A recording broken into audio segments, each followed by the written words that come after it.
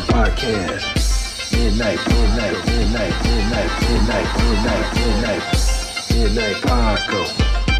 Midnight Paco Podcast. Midnight Paco Podcast. See a trucker, flash a trucker.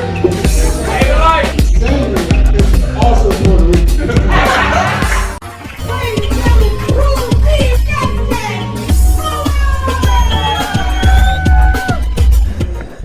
Yo, what's going on, everybody? Welcome to the Midnight Paco Podcast. As always, you can follow me at Justin Fuller Comedy on all platforms. I am the_great_COREE. That's where you can find me, or you can find us both at the Midnight Paco Podcast on all platforms. All platforms, that's this right. dude has a website. JustFullerComedy.com. Check it out. And ladies and gentlemen, as you can see, we have a very special guest in the house. Yes. He is a fellow comedian. Yes. He's an actor. What? And he's known to be, I guess if you could believe in possessions, he's possessed as well. True. Possessed by James Demon. Ladies and gentlemen, this is James Demon Russo. Everybody doing? Oh, thank you. Yes. And where can they find you? Well, you can find me on Instagram. My name is Jimmy James Demon Russo. I almost said James Dean. I guess there's some wordplay in there with James Dean. But just type in 666 James. You'll find me on Instagram. Ooh. That's right. Just type in 666 and I'll pop right up. He does. Comes right up. He does. I don't know how much you pay Google or Instagram to do that. Because everyone always puts the numbers at the end of the name. Put it at the beginning. There you go. Oh, shit. I shouldn't have gave out that secret. Damn. You already got it on lock, baby. Yeah, you got it on lock, All man. right. I'm trademarking it, putting numbers at the front of the name. Are you on TikTok and all that? Or? No TikTok. No Threads. What? Hold on. No Facebook. Instagram only. Oh my God. There's an issue. But he has a website. Give him your website. I do have a website. Yes. I don't know the address because it's on Wix. We But I'll tell you will what. add it, though. If I'll give them the link to my website. Also, if you follow me and DM me on Instagram, 666 James Demonic Comedy, I'll send you a link to my website. Limited time offer. I'll put it on the link in the description. Also. Click it there. James. You sent it to me, right? Yes. Yeah, I got it. See? Yes. It'll be in the description, everybody. Click. You know what? So how long have you been doing comedy? Yes. I've been doing comedy, I would say, on and off 25 years. Nice. So I first started in 2001. Wow. And it's been a bumpy road the whole time. But time and service, that's how long. Yeah. Wow. So how old were you? I started going to Groundlings, I was 22. Whoa, wait. Yeah. You started going to Groundlings. I started at Groundlings. Wow. So Groundlings, if you don't know, Yes. Groundlings is considered like the Juilliard for comedy. And I was getting out of the Marines. And at the time, I was... Thank you for your service, man. Fellow veteran, thank you also. Thank you, you're welcome. I know, I'm a hero. That's right. But when I was getting out of the Marines, I was more interested in sketch because Saturday Night Live was hot at the time. Tail end of In Living Color, that show was really good. Mad TV was awesome. I was a bigger fan of sketch than I was of stand-up at the time. Okay. So I just Googled, sketch comedy, how do you get into sketch comedy? And I saw that pretty much the entire cast of SNL at that time had been from the Groundlings. So I immediately signed up for classes, and I would drive up from San Diego to Los Angeles to go to the Groundlings and learn. And then I did you have to audition just to get into the intro. And I did intro, basic, intro 1, intro 2, basic, and then intermediate. And then after intermediate, I moved up to LA after that, and then didn't do comedy for 7 years. What the hell? What? No, I need to know. Yeah, Go ahead. With Groundlings, okay, so walk me through that process because I've heard of it. Is that where Pee Wee Herman started? Pee Wee Herman, Phil Hartman, Pat Morita, the girl who plays Phoebe and Friends, Conan O'Brien, There's Sherry O'Terry, Chris Kattan. There's a long list. Even current comedians. There's a lot of comedians that I know that are involved at Groundlings that are actually on their company shows. Wow. Yeah. So how was it? How was that experience? Like, how did you have to audition? Yeah, so you audition just to get into the very bottom level. I had to audition twice. The first audition I didn't make. Second audition I made. Okay. And then after you audition that first time, I don't know if you have to audition again. I don't know if things have changed because it's like 25 years ago. But I didn't have to audition to get in other levels. I just had to be passed by the instructor. Wow. Name drop, Cheryl Hines was one of my instructors right before Curb Your Enthusiasm took off. Oh, Wow. okay, look at Shout out to that. Cheryl Hines. Now, how old are you now? 48. Okay, so yeah, you're right. Yeah. Nice. No. When you. Well, I was 22 back then. Yeah. Okay. Yeah. So wow. So, I mean, like. So, like, if somebody was interested into, doing something like the Groundlings, like, what some skills would you suggest to have on deck? I would say don't limit yourself to just one theater. There are lots of theaters that have improv that teach different styles. But Groundlings is definitely where you want to go when you're ready for the next level and you want to be a professional sketch comedian. Because at the bottom levels, it's improv is taught as a foundation, but at the higher levels, they really focus on character development. So you better have a character ready to go, and then you're going to be doing company shows and showcases, or develop your own one-person show, or you might meet some other comedians and start a show with them. But it's pretty much improvisation is all in the moment. If you're naturally a funny person, just try to make sense in the scene. When you try to be funny, it makes the scene awkward. You don't want that. Right. You just try to make sense. And usually when you try to make sense, the humor comes out and the scene just ends up being funny because you don't understand how original your perspective is until someone else sees it as original. Because it's your perspective, you have it your whole life. Until somebody else acknowledges that it's a unique perspective, you really don't think of your own perspective as unique. But trust me, your perspective from wherever you came from, using that to just make sense in a scene will stand out. Nice. Well so said. don't try to be funny. Just try to make sense when you're doing improv. Just have a good scene. Yeah. I mean, I think that's in comedy. Yeah, that happens just a be lot. yourself, just talk, talk, because people try to, tell jokes that people, think are funny. Right. They talk about subjects that people think they're going to laugh at or want to hear, you know what I mean? And it's more so if you just talk about your life and, what you go through and your perspective, that's funny. The humor will come out, yeah, definitely. Exactly. Yeah, definitely. Yeah. So I would like to, I like to dig a little deeper than that. Like when you were younger, like where did this come from? Were you a theater kid? Were you? I wanted to be I wanted to be a theater kid so bad, but I was put in sports as a kid. So okay. swimming, okay. softball, soccer. What did you do in swimming? Butterfly, freestyle, breaststroke. Okay. Those three pretty much were the. I did the butterfly and freestyle. Yeah, everyone's like, you do the butterfly, you're gonna be big and strong. It just builds your shoulders and your chest. You're gonna be a beast. And I was a little kid, so I was like, yeah, I want to be a beast. Yeah. It's fun. It's a cool stroke. Yeah, it's crazy. When you can do that shit, just don't lift shoulders the day before a meet. Yeah, right. I was like 8 years old, had a 6-pack washboard stock at 8 years old because I was on a swim team. Oh shit! I didn't do that until high school. Okay, nice. Yeah, that was like the first sport I did. Well, no, it was like swimming, then t-ball, then softball, then soccer at the same time. Okay. Yeah. So, like, was any of your family like entertainers? Or? No, I'm the only one. Unless I have some cousins out there who are making movies and producing big Marvel movies. No, I don't know if those people are my cousins. We might just have the same last name. I might have cousins in the industry. I might not. I don't know. But as far as my immediate family, I'm the only one. Where are you from? Here. I grew up in Parma Heights. Oh, okay. And then I joined the Marines when I turned 18.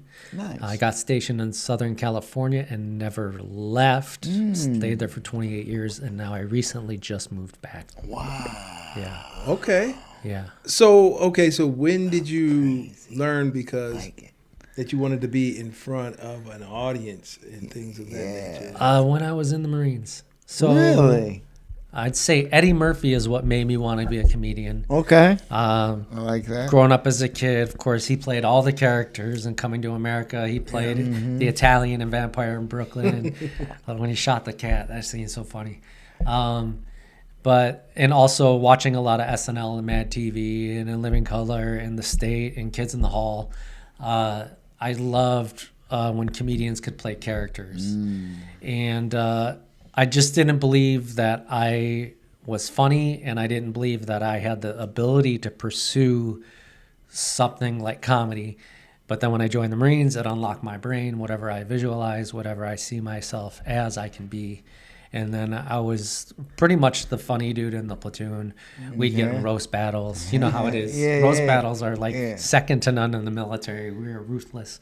So we're always roast battling each other, except it wasn't called roast battle back then. You just make fun of each other. Right. Yeah. Jonesing. Yeah, or I would do an impression of another Marine. I'd always do impressions of Marines and stuff. And nice. That's the killer if you can do impressions and shit and get people. Yeah, that was like my go-to back then was making fun of the National Geographic shows, and I would sneak up on other Marines and I'd be like, "Well, approaching the Marine," and I would just give a whole monologue as I was sneaking up behind them. Or I'd use their last name, while approaching. See, if I was there and I'd be like, "Hey, you gotta film that shit." Yeah. Nowadays, man. Yeah. If Social Network had been around when I was in, man, we would have had so many sketches. Yeah, it's cool that we're the same age, but you went in earlier than I did. Yeah, I went out right after high school. Right after high school. My opinion of Cleveland when I was 18 is GTFO ASAP. Oh, wow. So I joined before I even graduated. I joined the delayed enlistment. Wow. So by the time I graduated, I was out. I was on a bus on my way to boot camp. Wow, that's crazy. Yeah. Yeah, wow. Well, I mean, that's cool. You made a decision and then you stayed out there. I was all, "Peace, Cleveland. I'm never coming back." And then here 28 years later. Yeah. Welcome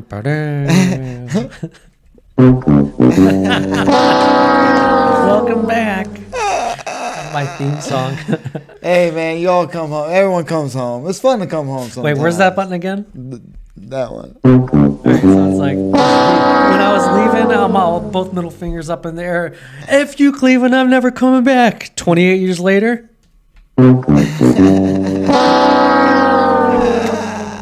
With my bags and everything, you're just like, "Oh, hey, I'm back."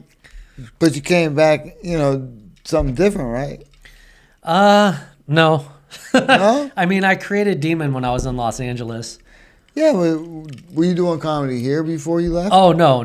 So, when I left at 18, no. Yeah, you weren't doing anything. Yeah, so when I left Cleveland, I was a completely different human being altogether. Yeah, most definitely. Yeah, I did. It's like if I should quote a Good Charlotte song, I can't remember it. I'm high. Sing the lyrics. I can't remember it. Okay. It's the acoustic version, and the lyric talks about, "And if they come home, they'll come back stronger," which is the truth. Because if you survive in Los Angeles, like for every year someone's in Los Angeles, you'll see a post that they're celebrating the anniversary of that's how long they've been there. And when I left, I was on top. So things were going very well when I left because the city beat the hell out of me. I can tell you, man, lived in my car for 8 years. I struggled. I lived that LA struggling artist life. But when I left, I had a place to live. I had a good job. I had money saved in my bank account. And so, the city beat me down. But when I left on top. And when I return, I hope to return on top also. I want to build something here in Cleveland before I go anywhere else. I don't know if I'll return to California. There are other parts of the country I want to experience. So many different types of people, so many different cultures. Just in this country alone, it's like going to another country. Right. So it's like, there's lots I want to see, lots I want to do. And I'm hoping comedy takes me there. That's my plan. So let's talk about LA. So you were in LA. What were you doing in LA? So you started at the first, before I was doing comedy, I was just working jobs. Worked at a hotel, I was just working. I used my GI Bill, went back to school for a little bit. To do what? I just wanted to get the money, but I was studying business marketing, which is, right within my, major, right? Yep.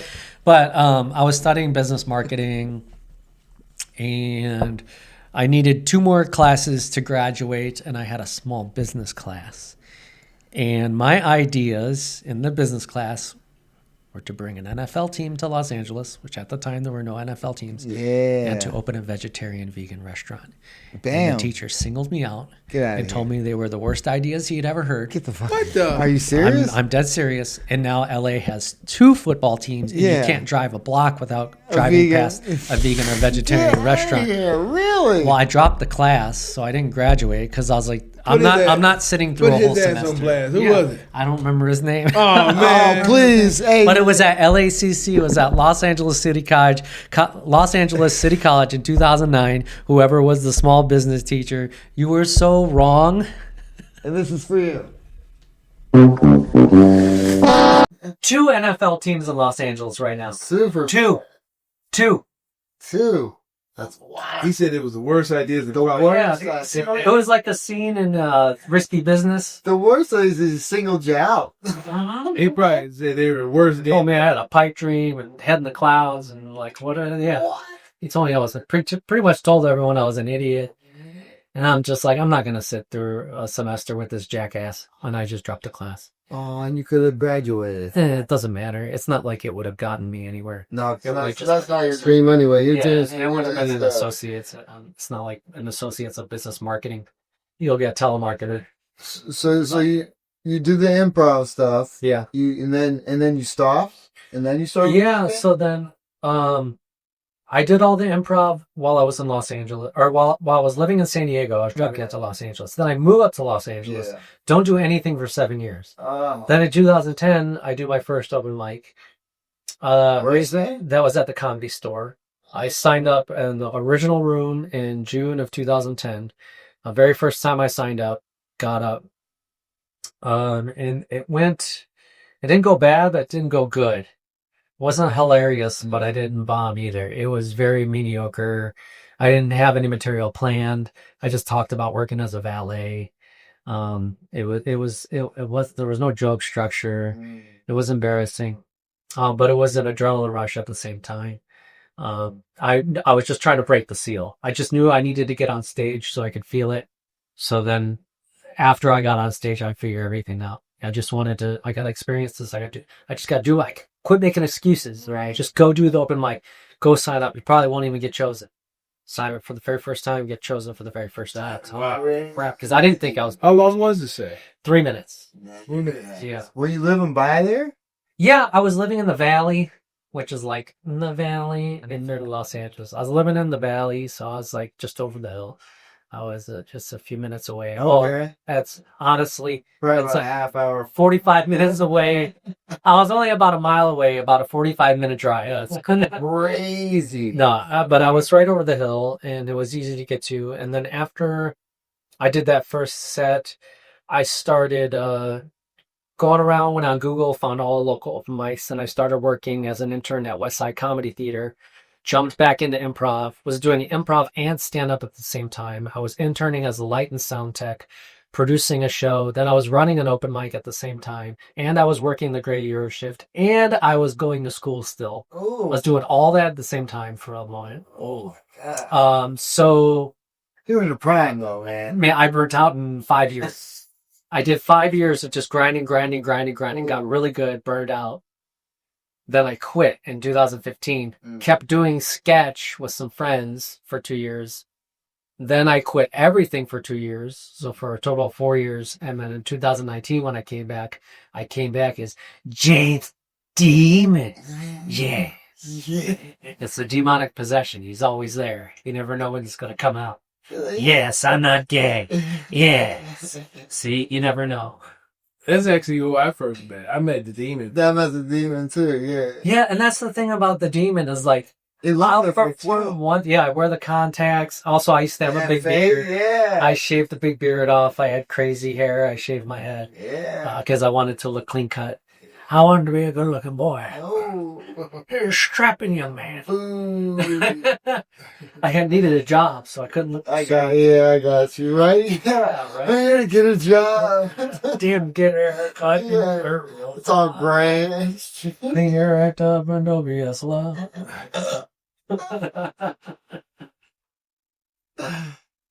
Man, so then I started performing as James Demon and only James Demon, and developed a reputation all over Los Angeles, and developed a reputation everywhere I go. If anyone sees me performing even once, nobody calls me by my name, Jimmy. Everybody calls me Demon. So I consider it a badge of honor, because once I perform, it just sticks in people's heads. They remember it. Yeah. Even if it's a bad set, you definitely remember it. I trust me. So then I was working in LA. What made you create? Was it one of your sketches? No. So I had friends who hate puns. Okay. And so what I would do is, when me and my friends were hanging out, if a pun would pop in my head, I'd say it. My friend would get annoyed, so then I would push another pun. And then I would revel in him hating the pun. But then I had another friend, if I said a pun, he would like do one of these, and then he would one-up me with a pun, and then we'd have a pun off. So between those two friends, and then I was making fun of Chris Angel one day, and I go, "You guys heard of Chris Angel? Well, I'm James Demon," and I was just mocking it. And then one day I'm laying in bed, and those two ideas used of the torturing people with puns. And James Demon, I was like, that's who James Demon is. He tortures people with puns. And then I had a little bit of creative. I had a creative block in my head about, because Andy Kaufman and Tony Clifton. Andy wasn't Tony. No, they were two different people. So there was that element. But then I crafted the characters, so it's a demonic possession. So it's not too separate. I am Jimmy, but I'm also James Demon.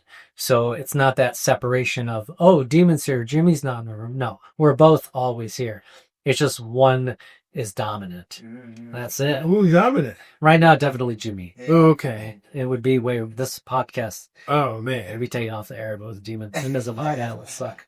I don't know. Demon's he doesn't swear nothing. no, he's pretty cool. I think the internet has a limit of 3 puns you're allowed to say. They have to be spaced out over a period of 24 hours.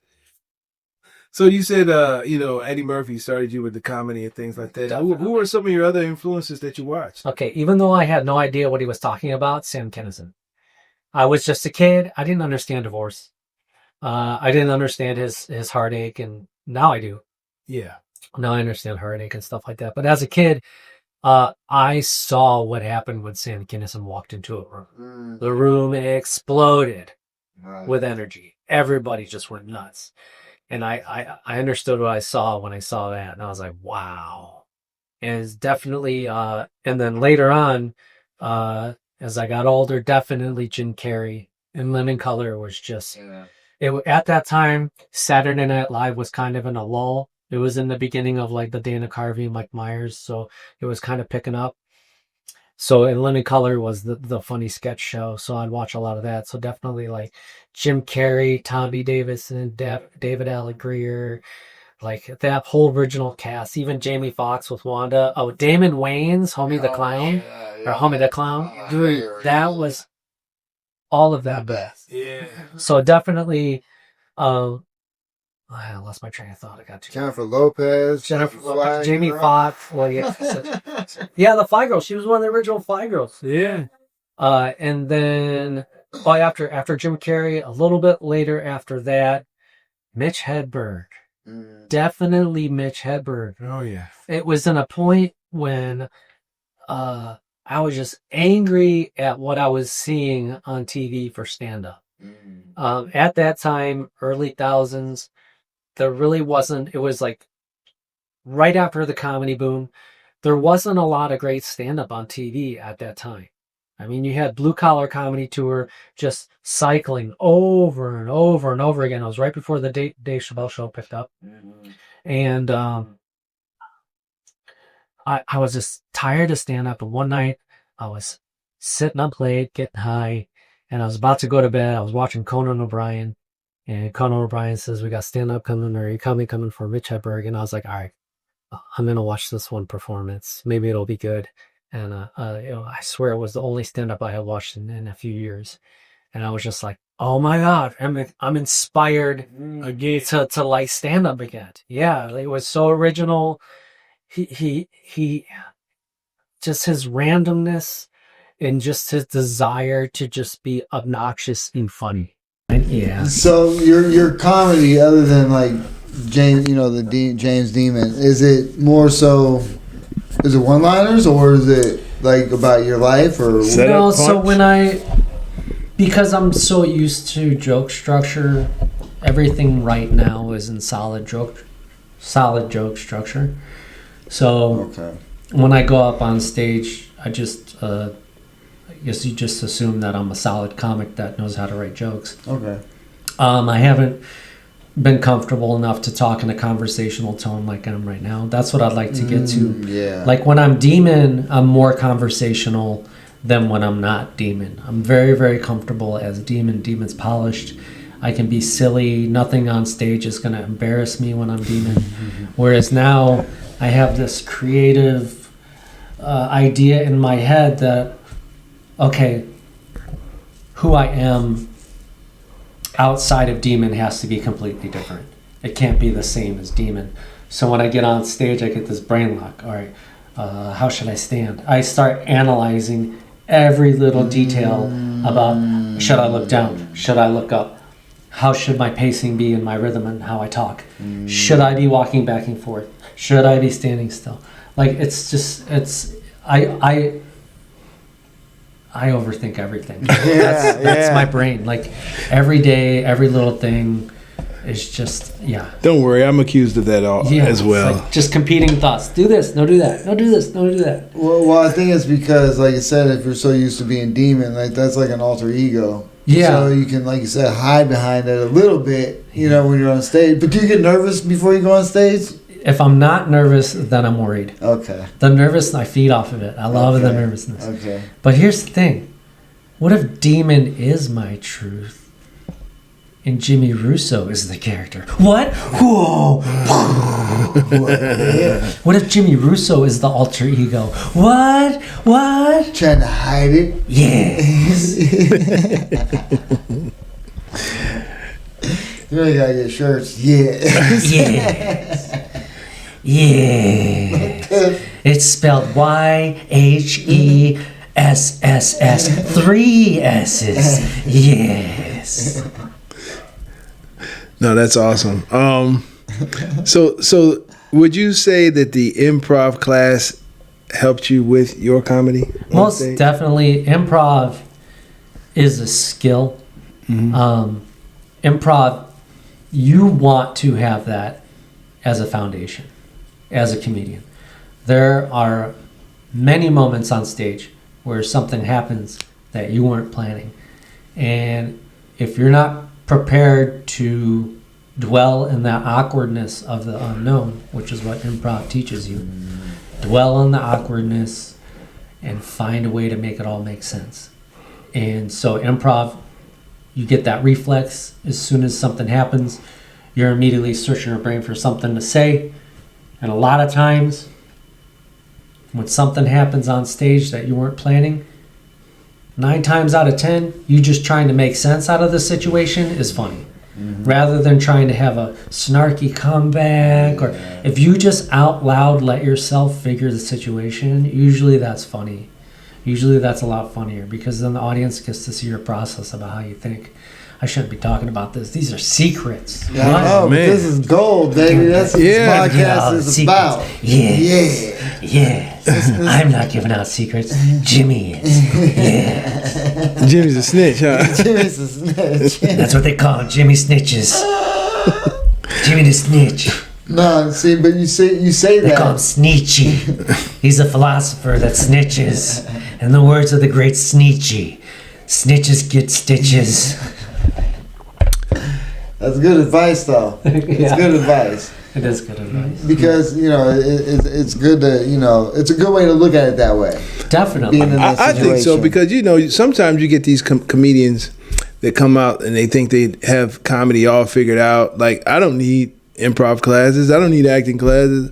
I'm good. Yeah. The way I am. They want to be the natural. Everyone wants to be the natural who gets discovered. Yeah, definitely. You find that out when you're an improv or not. It's I'm a strong improviser. I'm good at it. But there's like responsibility in being a strong improviser. Other teammates are going to rely on you to carry a scene. So that's stressful. But it teaches you about teamwork. Like you gotta be disciplined too. Oh, staying on path with what the action. You can't veer from what the goal is in the scene. Yeah. Paying attention to what other people say, listening rather than talking, and also if you pick a character, guess what? You gotta be that character the whole scene. You can't get out. So that really helps with Demon a lot. I've never broken character, and I never will. Demon does riff. Demon does laugh. Those are natural reflexes. So if I'm riffing and I'm Demon, I'm not breaking character. I'm riffing in character. If I say something as Demon and I laugh, I'm not breaking character. I'm laughing as Demon. So it's like the character has to be well-rounded. Yeah, the structure is puns and wordplay and bad jokes, but I gotta have that freedom to actually be Demon, right? Demon is actually a being that exists. So it needs to have a perspective. It needs to have a point of view. You just can't just be the joke. There has to be riffing. There has to be natural conversation. No, I think the playing is the good. The riffing that's like important for Demon.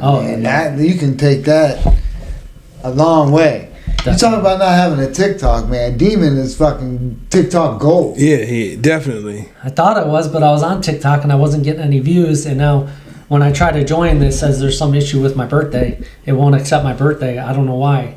So maybe it wants to match it to Instagram. I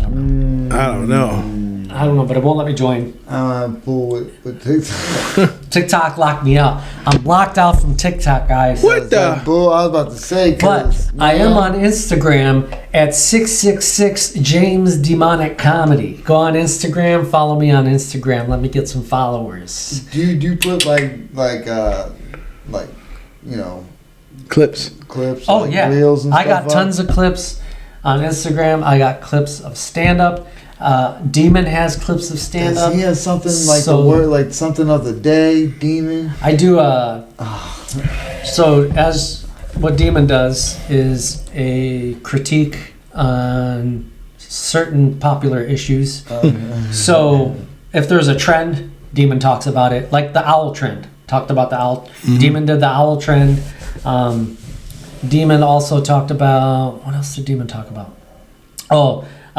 So James Demon's #1 followers are Groundlings, women over the age of 75. Demon talks about that.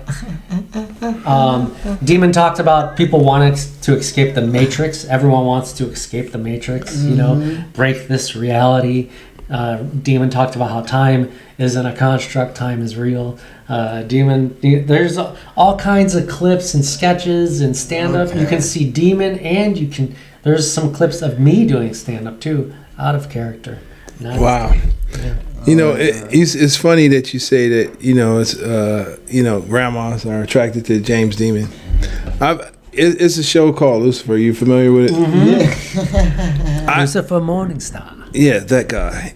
Well, when he's not in his form, he's this, handsome dude. But I know women that's attracted to him in his so-called natural. Oh, when he's the devil? Yeah. Yeah. I know women they are attracted to that. Yeah. Of course. That's because it's not standing in front of them. Like a real women thing. love a bad boy, man. That's how it is. I guess that's the worst you can be, huh? Yeah. Yeah, you're the devil. That's crazy. What the? Well, they know he's half he might horse. Smite me. You know he has half horse in the bottom. So Darth Maul get bitches. Definitely. Oh yeah. If there's any ladies' men in the dark side, it's Darth Maul. Yeah. You see how he Darths them all. You know what I'm saying? Darth Maul. Darth Maul got all the hoes. Where do you guys want to go today? Let's go to Darth Maul. Yeah. I mean, he's almost like a ninja. He's like a who? He's a Jedi, but he's almost like a ninja. Apparently, he's a badass, and there's some backstory to him that he killed, and he was like, I guess he was outcast by the Sith or something, and he was like a rogue. Not Jedi, but he's apparently a rogue who was cast out, but he's a badass. So apparently, they took all of his badassedness and just killed him in the first episode right away, not let you see. Right? So now we got to have a TV show that can explain his backstory, so everyone gives him the respect. I think it's just because they weren't planning on him being such a badass character. Why are you going to put that character on the poster and make it the most badass looking character in Star Wars history and then not give that character any screen time? How about Wasn't that the first double-bladed lightsaber we've seen? And then they give, what's his name, the shitty lightsaber that had the cross, the hand guards on it. Why does a lightsaber need hand guards? Yeah, right? That are just going to chop your own wrist off. Yeah, or your finger if it slips up. Yeah, be careful, you cut your finger off, Kylo. When I first saw Darth Maul, I was instantly like, he's dope as fuck. Yeah. I ordered a Darth Maul poster. I think I paid $24 for it. And I got it still, but it was like this big. I got the action figure in the package still. I bought it for my son. Oh, hell yeah. How much is that worth? Probably like $2. Who knows? Nothing. You know that shit ain't worth shit. 28 years later. No, it's probably... How much is it worth? Nothing. You don't know. It's probably worth $3. I like the fan theory that Jar Jar Binks is secretly a Sith Lord controlling everything, all the elements. That's crazy. But they didn't have enough courage to follow through with that fan theory. They should have. I don't know. Then it would all come together in the end when you find out that. It sounds like you're a Star Wars fan. A little bit, but not. I'm not like. I'm not. I am just because I was raised on it. Yeah. Right. I saw Empire and Jedi in the theater when I was a kid. So like I had the toys. I had the Darth Vader helmet, action figures and stuff. And I used to cross the universes with G.I. Joe and Star Wars and Transformers. Soon Disney will own all, and we'll just have a movie with all four. All of them. Yeah. It'll be G.I. Joe, Star Wars, He-Man, and Transformers, all in the same universe. I have the power. I want to see that new He-Man movie, by the way. I kind of don't. I do, but I don't. You see, I think it's gonna be cool. He's not supposed. He-Man is supposed to be a lot bigger than that. Yeah, the casting on He-Man wasn't too great. What? And the way he says "I have the power" in the original show, he sings it. It's like I have the power. So how does he say it now? He just yells it. How? Give me an example. It's real broy. He's like, I have the power, just like that. And it's like, come on, man.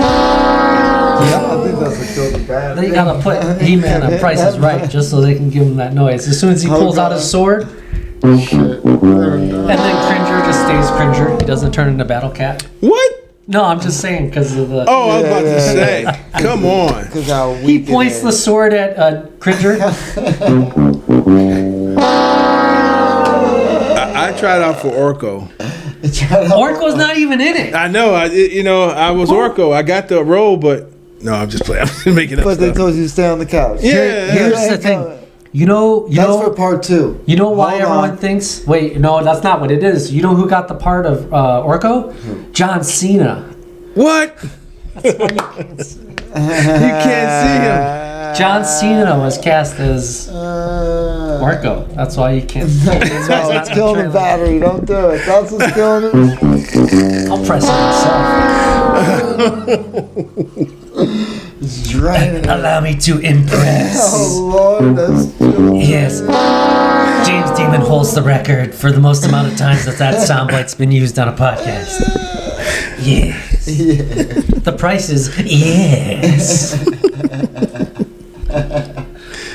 Hey, so all right, because I used to watch. Did you watch Whose Line Was It Anyway? Yes, that was a major influence of why I got into improv. I mean, and those guys were excellent at it. You know what's misleading about improv? You'll go to a theater and you watch their main company show. And their main company show is most likely going to be some style of short form. Like Whose Line Is It Anyways? Lots of games, lots of fun. So you decide, hey, I'm going to go to this improv theater. You go through the levels, and then when they put you on the team, you're not doing short form, you're doing a herald. What is a herald? So a herald is you do 3 scenes 3 times. So you do 1 scene, 2nd scene, 3rd scene, back to the 1st scene, back to the 2nd scene, back to the 3rd scene, then a 3rd time, back to the 1st scene, back to the 2nd scene, back to the 3rd scene, and the 3rd time you go is it's supposed to be the opening, the middle, and the conclusion to a story. I can, for the life of me, by the time I get to the 3rd story on the 1st round, I don't remember the details of the 1st story. I used to hate, and it's long form. There's no games in it. The reason you're taught games in improv is to teach a reflex, so when you're doing long form, that reflex kicks in and you can turn a scene into a game. However, unless you do short form consistently for maybe, I don't know, 2 years minimum, consistently, all short form, those reflexes they don't come from just like a year worth of training. No, you have to be on a team and continuously do short form over and over again and let it become a reflex. Then you can do a herald. But no, all these theaters, you go through their training and they automatically put you on a team doing a herald, doing long form improv. And trust me, this is fun for nobody. It's not fun for the audience, and it's not fun for the performers. So I got a question. Did you hang out outside of the actual shows with your troupe, or? Yeah. Like, it's very family, community oriented. So we're going out getting drinks. We're going to restaurants. We're also meeting for practice. And just hanging out, and the way they've changed the format now. A lot of theaters, when I was doing it, the theaters would just jumble people that were in class together and put them on a team. Whereas now they let you. Most of the theaters now, you can develop your own team out of the theater and then audition at the theater with your team that's already put together. Because one thing that's very important in improv is chemistry with your teammates. That's what I was going to ask. Yeah, you got to know when they're on. A lot of the best WWE wrestling is because those 2 wrestlers had chemistry. Stone Cold improvised when he came up with Austin 316. That's all I gotta say about that. That was improvised. The Rock improvised his whole character, that being that conceited, delusional corporate people's champ. That was all improvised, and it's because him and Stone Cold had chemistry. He had chemistry with the other wrestlers. He'd be joking around, but yeah, that you gotta understand. And also the moves when they're not getting injured, flipping off top ropes. If you don't have chemistry with the other player when you're in improv, the scene's gonna bomb. Everyone's gonna be humiliated. Or if it does bomb, you have chemistry and you make it work, and you make the bomb work. You make the bomb be the point, right? So it's like. Yeah, definitely chemistry. Yeah, definitely I was just wondering that. Because, definitely. I mean, it was a lot of. I mean, obviously, Justin and I have chemistry, and we bounce off of each other's energy a lot of times. It's like some of the things that we say and do, we just be on the same page because of, we do have a relationship outside of the podcast and comedy. You know what I'm saying? You gotta. But that's very interesting because of the improv thing. So have you ever thought of like writing your own like show or movie? The vision I have for James Demon is to be a well-rounded, complete show, live show on stage.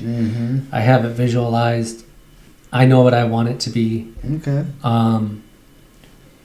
But getting there is the obstacle to where it's like this major production. I want everything. I want lights, sound, smoke. I want holograms. I want everything. Right. I want like a super psychedelic Pee-wee's Playhouse environment. You know nice. What I mean? Like I want this. The sphere. I have the stage characters written out. Like I want a house band. They are actually houses, and the type of house that they are is what determines what kind of instruments they are in the band. And the backup singers, the backup singers are chairs. Sofa Coppola. I forget the other one, and then just chair instead of share. Chair. Yeah. So I have all these ideas, and I have all these characters. I want the set to be alive, and I've got it all written out. Okay. But it's just getting to that where there's a producer out there or an angel investor who sees my vision and actually wants to push it, or they can get me on a major scale. That would happen. Start a GoFundMe. I could start a GoFundMe. And just say what it's for. Like you have, who you are, and you have a vision, and this is what you want to, produce. Yeah, I want that big corporate money though. The Right. demon wants to sell out. Yes. Evil. Well, this is your season, man. Because the season of demon. I think so, because Halloween is more popular than Christmas now. So James Demon is pretty much the Santa Claus of Halloween. He's got the beard and everything, except no kids on Demon's lap. Only hot milfs. Yeah. He knows how to play. Demon wants to be your stepdaddy. That's right. No. Only time you'll hear see me. No. You'll never see me. I'll be in within the night and out before morning. Yes. You'll hear me though, and you'll hear her yelling, "Yes, yes." Definitely. So, all right. So you told me your influences, and you gave a little bit, but I still think there's more. I always like to ask if you could wave a reality magic wand, what would James Demon be doing? You gave sort of. I would definitely be doing a live show, and the production would be on a Vegas scale. I was just about to say, like at Vegas, like a residency at Vegas? Yeah, like a residency at the Luxor scale type show with a permanent artistic team behind me, helping me craft the show, making sure that the theater looks exactly how I want it to look, all the right beats hit. A major production that would cost a lot, but also bring in a lot. And wonder if it was in your clause, you cannot make fun of Chris Angel. No, I'm just kidding. The whole character is unraveled and ceases to exist. Yes. So that would be the clause. No reference to James. Well, the demon here is here to sell out. So whatever rules you have, the demon will follow. Hey, so for how long? Oh, keep it going, Siri. Hey, mind your business, Siri. Yeah. Hey, Siri, set a timer for 15 minutes. 15-minute reference, so whatever you have a demon will follow timer. So, okay. So, like, all right. So you'll be doing a residency in Vegas, and you have the show set up. No, that's dope. That's a great vision to have, and a great goal to go for. Yeah. Have you ever thought about trying to do something like on a smaller scale first? Like I did once on Halloween night in 2023. I did the James Demon Experience in Los Angeles. Okay. It was standing room only. I packed the room out, and I was competing with the party happening on Santa Monica Boulevard that happens in the street, the parade every year. I was competing with that. I still filled up the room. And it was a very tip of the iceberg of what I want to do. I do have it on YouTube, but it's unlisted. So I'll tell you what, you follow me on Instagram at 666 James Demonic Comedy. Send me a DM, and I'll send you the link to my special, my half-hour special filmed on Halloween night 2023. No, dope. Dope. Yeah, you did the whole half hour? Exclusive. Wah, wah, wah. No, that's the wrong one. I like it though. Are there other sounds? What other sounds do we got? We got laugh and we got clapping. Well, that's the theme song. Nice. You got clapping. Right Clapping. B. Hold on, I want this one. Yeah, it's fine. It was good times. Good times. Oh, hell, okay. I'm gonna have to time that one. Nice. So James Demon, you did a half hour as Demon? Yeah, I did a half hour. Nice. It ended up being like 40 minutes. Okay. Wow. It was great. I had a whole intro where I walked down the stairs from the green room and walked, all the way up to the stage. Did Demon's whole ritual at the beginning of the set. I'm burping because I drink all that soda. You got a cold pop there. Oh yeah, pop. Sorry. I lived in California for 28 years, and when I first heard soda in California, I was like, nobody calls it soda. I'm like, oh god, everybody calls it soda. was ice cream and pop. Yeah. That's a soda or a club float. soda. Yeah. But like I'm hearing pop again, and it just sounds weird to me. But I remember as a kid, it was always pop. Yeah, I never heard pop. anyone call it soda. I always call. I know. I was like, I'll never call it soda, and I call it soda a lot. That's what happens when you're hanging out with Bodiquas. If you see other parts of the world and other cultures, you will learn other vernacular. Yeah, if you hang out with Demon, you'll learn, If it was in New Orleans, it'll be cold, a cool drink. Cool drink. Cool drink. Cool drink. Yeah, cool drink. That could be anything. Yeah, cool drink. So, no, man. No, I like Demon, and that's why you're here. And I showed interest, and I was like, yo, I want to have a conversation with this guy. I saw him, and you had the big beard and the hair and the contacts, and it was a very interesting, original twist. I mean, I'm a fan of comedy. It sounds like you're definitely a fan of comedy. You've watched all the shows that I watched. Yeah. And it's like, you sound like you're a student of the game, just like I am. You like enjoying comedy, and I never seen anybody, do. Also, there's a lot of anti-comedy. That's a backbone of James Demon going up on stage and purposely telling bad jokes with the intention that they are bad jokes. And I've written them. I don't tell street jokes. These are jokes I've written. Lots of puns and wordplay. When you say street jokes, you mean like the jokes that you could find on Google? Yeah, like water cooler. You're standing around with your friends, and the one guy who's not a comic tells jokes all the time. They're street jokes. You know what I mean? I don't do street jokes. If I ever do a street joke, I'll premise it before I do it and tell everyone I'm doing it. Yeah. And then revel in the fact that I'm doing a street joke, and it will be on purpose, but I don't really do that. And a lot of it came from my anger of seeing everyone do the same thing over and over and over again, trying as hard as they can to be funny or put their spin on a topic that's already been covered 100 times over by every comic who's ever touched the stage. And so from that anger birthed the Demon to do something completely different and purposely tell bad jokes. Is your mom still with us? No. Okay, sorry to hear that. Did she know that you were doing comedy? No, I started. Actually, no, she did know. I started comedy one. Yeah, she knows I was doing comedy. Yeah. Nice. But she doesn't know about the Demon. I was going to ask you how did she feel about the Demon. She passed before. She never got okay. That was my Demon. question. Yeah. That was the point of me asking sorry that. About that. So how did your dad feel about it? He thinks it's clever. Yeah. Okay. He's like, you got something clever there. Stick with it. When I first started doing it, and I was like, yeah, I know. I just I needed to catch up. Yeah. Need a break. Yeah, gotcha, man. Yeah. I know it's clever. I know it's fun. I get a great reaction from people. Even people who hate it, I still get a great reaction from them. Not people who hate it. Some people are terrified. Some people are like, "Oh, there's a demon," then they'll leave the room. I'm terrified.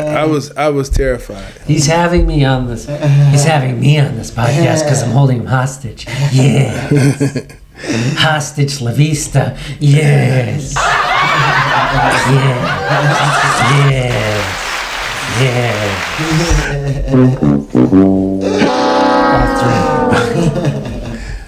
No, man.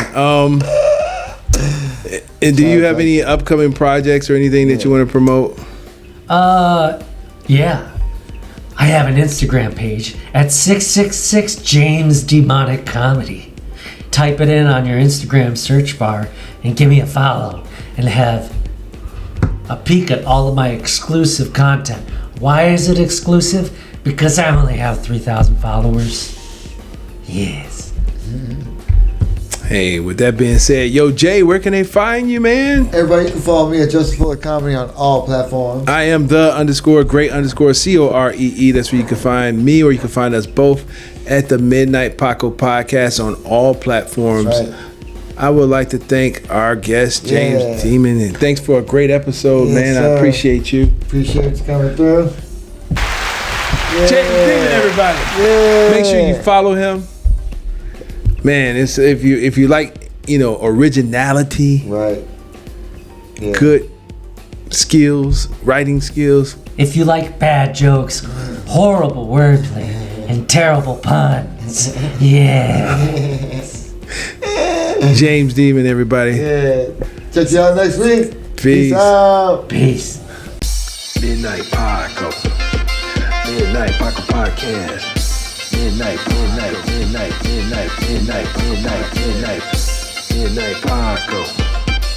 Midnight Paco Podcast. Midnight Paco. Midnight Paco Podcast.